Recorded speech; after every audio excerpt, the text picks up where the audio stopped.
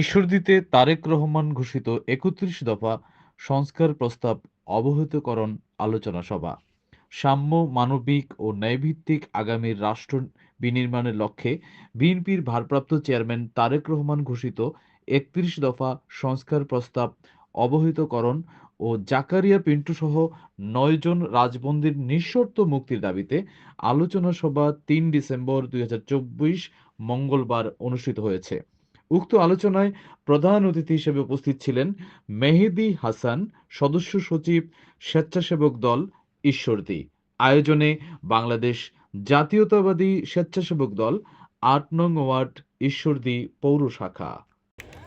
সক্ষমতা থাকে না, তাই গরিবরা শুধু গরিবই থেকে যায়। তার মানে বাংলাদেশের অর্ধেকেরও বেশি মানুষ নিষ্পেষিত অবস্থায় বিরাজ করছে। এই ডাক্তারেরও তো কিছু করার নাই। এই ডাক্তার কেন প্রাইভেট দিবে না হাসপাতাল?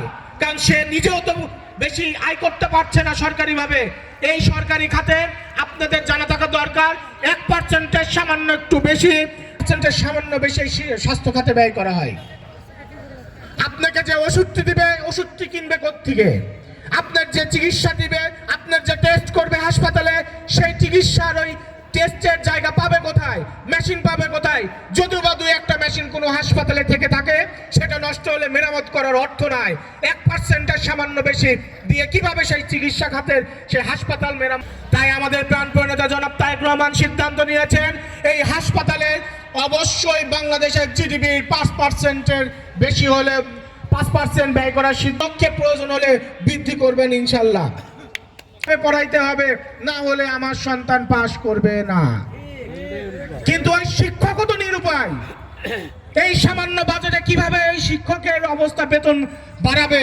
তাই শিক্ষক যখন তার সন্তানের কাছে যাবে, তার পরিবারের কাছে যাবে, তখন ওই শিক্ষক তো সন্তানের কাছে, পরিবারের কাছে মাথা উঁচু করে দাঁড়াইতে পারবে না। সে আয় তো সে পাচ্ছে না। তাহলে একটা ভুল সিদ্ধান্ত, মাঠের ধান শেষ।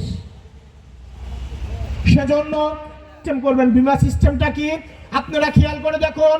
আজ বড় লোক যারা আছে, যারা আছে, ভালো ব্যবসায়িক যারা আছে, তারা তার ব্যবসা খাতে বীমা করে, তার গাড়ি